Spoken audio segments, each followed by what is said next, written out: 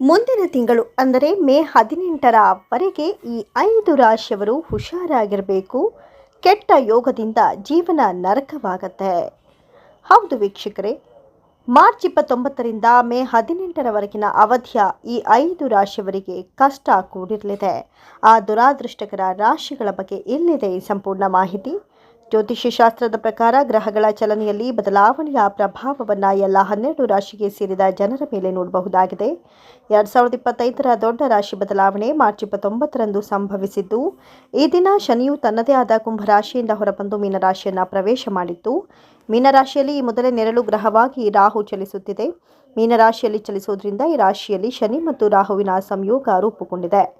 ಆದ್ದರಿಂದ ಈ ಒಂದಿಷ್ಟು 5 ರಾಶಿಯವರು ಎಚ್ಚರಿಕೆಯಿಂದ ಇರಬೇಕಾಗಿದೆ. ಇಲ್ಲದಿದ್ದರೆ ನಷ್ಟ ಅಥವಾ ಕೆಟ್ಟ ಪರಿಣಾಮ ಅನುಭವಿಸಬೇಕಾಗುತ್ತೆ. ಹಾಗಾಗಿ ಮೇ 18ರವರೆಗೆ ಯಾವ 5 ರಾಶಿಯವರಿಗೆ ಸೇರಿದ ಜನರು ಸಾಕಷ್ಟು ಎಚ್ಚರದಿಂದ ಇರಬೇಕು ಎಂಬುದನ್ನು ತಿಳಿಸ್ಕೊಡ್ತೀವಿ. ಬನ್ನಿ. ಅದಕ್ಕೂ ಮುನ್ನ ನೀವು ನಮ್ಮ ಚಾನಲ್ಗೆ ಸಬ್ಸ್ಕ್ರೈಬ್ ಆಗಿಲ್ಲ ಎಂದಾದರೆ ಸಬ್ಸ್ಕ್ರೈಬ್ ಮಾಡಿಕೊಳ್ಳಿ. ಕಟಕ ರಾಶಿಗೆ ಸೇರಿದ ಜನರಿಗೆ ಶನಿ ರಾಹುವಿನ ಸಂಯೋಗದಿಂದಾಗಿ ರೂಪುಗೊಂಡಿರುವ ಪಿಶಾಚಿ ಯೋಗದ ನಿರ್ಮಾಣದಿಂದಾಗಿ ನೀವು ಬಹಳಷ್ಟು ಎಚ್ಚರಿಕೆಯಿಂದ ಇರಬೇಕು. ಮೇ 18ರವರೆಗೆ ಕಟಕ ರಾಶಿಗೆ ಸೇರಿದ ಜನರು ಸಾಕಷ್ಟು ಸಮಸ್ಯೆಗಳನ್ನು ತಮ್ಮ ಜೀವನದಲ್ಲಿ ಎದುರಿಸ್ತಾರೆ. ಹಾಗೆ ಈ ಅವಧಿಯಲ್ಲಿ ನೀವು ನಿಮ್ಮ ಆರೋಗ್ಯದ ಬಗ್ಗೆ ಹೆಚ್ಚಿನ ಕಾಳಜಿ ವಹಿಸುವುದು ಅವಶ್ಯಕತೆ ಮತ್ತು ಸಾಕಷ್ಟು ಎಚ್ಚರಿಕೆಯಿಂದ ಮುಂದೆ ಹೆಜ್ಜೆ ಇಟ್ಟರೆ ಉತ್ತಮ. ಈ ಸಮಯದಲ್ಲಿ ಕೆಲಸದ ಬಗ್ಗೆ ಹೆಚ್ಚಿನ ಕಾಳಜಿ ವಹಿಸಿಕೊಳ್ಳಿ. ಇಲ್ಲದಿದ್ದರೆ ನೀವು ದೊಡ್ಡ ಚಿಂತೆಯನ್ನು ಮಾಡಬೇಕಾಗತ್ತೆ. ಮಕರ ರಾಶಿಗೆ ಸೇರಿದ ಜನರಿಗೆ ಮಾರ್ಚ್ 29ರಿಂದ ಮೇ 18ರವರೆಗಿನ ಅವಧಿಯು ಬಹಳಷ್ಟು ಎಚ್ಚರಿಕೆಯಿಂದ ಕೂಡಿರುತ್ತೆ. ಪಿಶಾಚಿ ಯೋಗದ ನಿರ್ಮಾಣದಿಂದಾಗಿ ಮಕರ ರಾಶಿಗೆ ಸೇರಿದ ಜನರ ಕೆಲಸಗಳಲ್ಲಿ ಹೆಚ್ಚಿನ ಒತ್ತಡ ಉಂಟಾಗಬಹುದು. ಇದರಿಂದಾಗಿ ನೀವು ಬಹಳಷ್ಟು ಕಷ್ಟಗಳನ್ನು ಎದುರಿಸ್ತೀರಿ. ಈ ಕಾರಣದಿಂದಾಗಿ ಸಿಂಹರಾಶಿಗೆ ಸೇರಿದ ಜನರು ಮಾನಸಿಕ ಮತ್ತು ಶಾರೀರಿಕವಾಗಿ ಹಲವು ಅಡೆತಡೆ ಹಾಗೂ ತೊಂದರೆಗಳನ್ನು ಎದುರಿಸಿ ಬರಬಹುದು. ಕನ್ಯಾ ರಾಶಿಗೆ ಸೇರಿದ ಜನರಿಗೆ ಪಿಶಾಚಿ ಯೋಗದ ನಿರ್ಮಾಣದಿಂದಾಗಿ ಆರೋಗ್ಯ ಸಂಬಂಧಿಸಿದಂತೆ ಸವಾಲುಗಳು ಎದುರಾಗುತ್ತೆ. ಹಾಗಾಗಿ ಈ ಸಮಯದಲ್ಲಿ ನೀವು ನಿಮ್ಮ ಆರೋಗ್ಯದ ಬಗ್ಗೆ ತುಸು ಕಾಳಜಿ ವಹಿಸುವುದು ಉತ್ತಮ.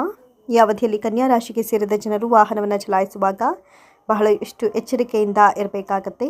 ಕನ್ಯಾ ರಾಶಿಗೆ ಸೇರಿದ ಜನರು ಈ ಅವಧಿಯಲ್ಲಿ ಪ್ರಯಾಣ ಮಾಡುವಾಗ ಹೆಚ್ಚಿನ ಕಾಳಜಿಯನ್ನು ವಹಿಸಿ.